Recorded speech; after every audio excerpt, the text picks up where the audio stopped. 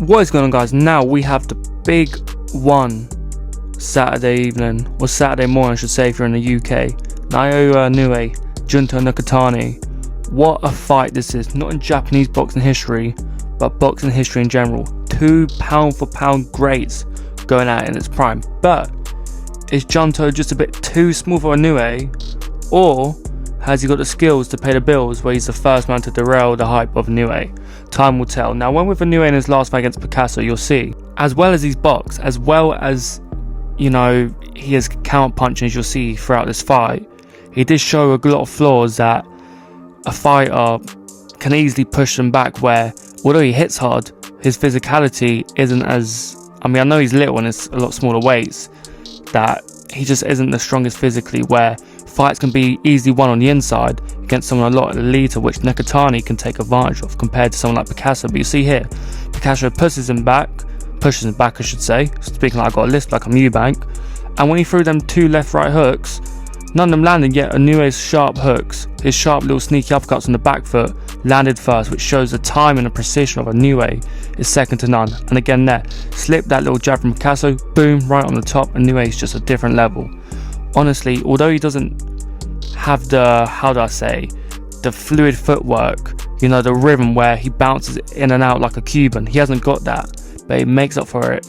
Even though he's a flat foot front forward pressure fighter, his punches have a long damaging effect throughout the fight, where if he doesn't stop you with one, he'll break you down before the 12th. But you see here against MJ, he got hit with silly shots where he was just stuck in the pocket, where he didn't need to get hit with shots like that, but when he got in his rhythm, when he made him miss a shot, he would land a few of his own, then he'll get in his rhythm and box about, where it is a bit weird how he's moved up the levels against Picasso, against MJ, and the last few fights hasn't gone the distance, which does make me wonder, is it Inoue can easily wipe the floor with these people that are regional fringe world level, but when they're elite level, a fringe world level, he struggles to take them out, and when he does, it takes him quite a while.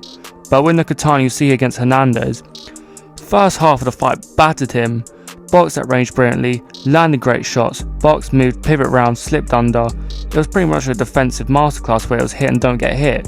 You see there, little jab, or little left hook I should say, and then boom, left right pivot. Just Nakatani was just playing with him like he was food. But I'd say towards the end of the sixth, whether it was the fifth or the sixth, can't remember from the top of my head, Hernandez was just coming strong. He was landing with everything, literally everything, threw the kitchen sink at him. And fair play to Nakatani, he was still throwing, he was still giving it his all, and he had successes a little bit in the second half of the fight. But Hernandez, he was just like a wrecking ball. He was like, he reminded me of Nick Ball, just more, well, I say Nick Ball, he looks like Pitbull Cruz, so for that factor we'll just say he reminds you of Pitbull Cruz.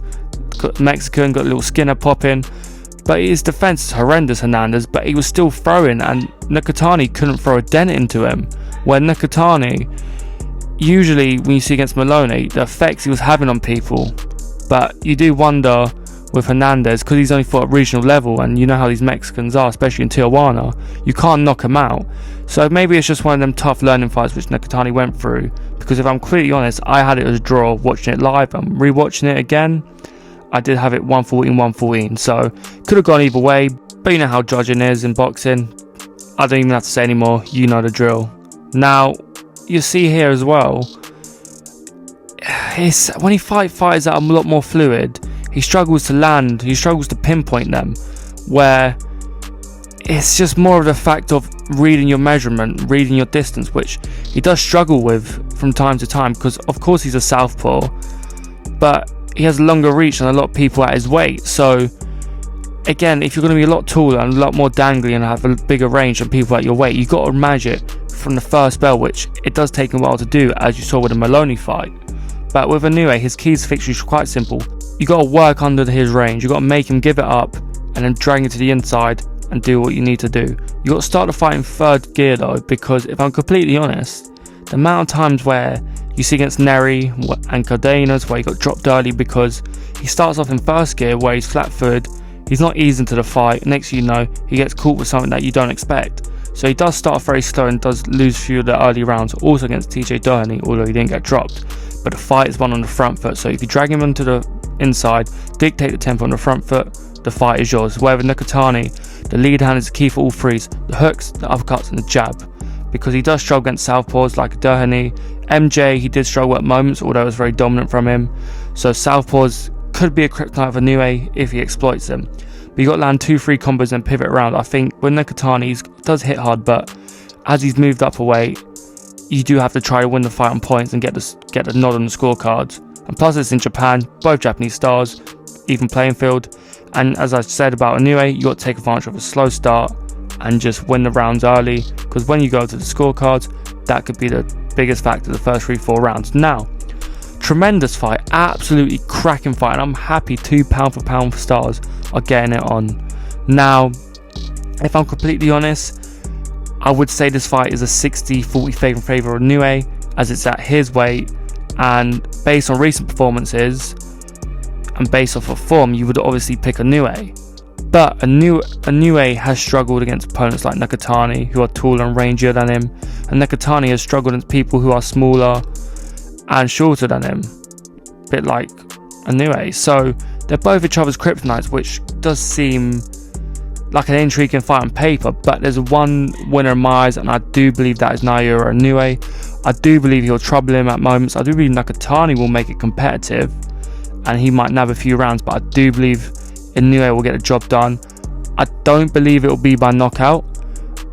I wouldn't be surprised if he did drop him, but for someone that Mexican who was 20-0 with like 20 knockouts or 80 knockouts, and he couldn't put a dent in Nakatani, I doubt Inoue can, although he punches out at a much more elite level. I do believe his precision and timing will get him through. I don't think it'll be a slugfest, but I believe it'll be one for the purists, pure boxing technicality, and I do believe Inoue will probably win on quite a competitive but wide decision. But that is all for today, and that's my prediction. What a cracking fight we have in Tokyo this Saturday. I actually am very excited for it, and I do believe it could probably dictate who is number 1 pound for pound. But that is all for today. Hope you enjoyed.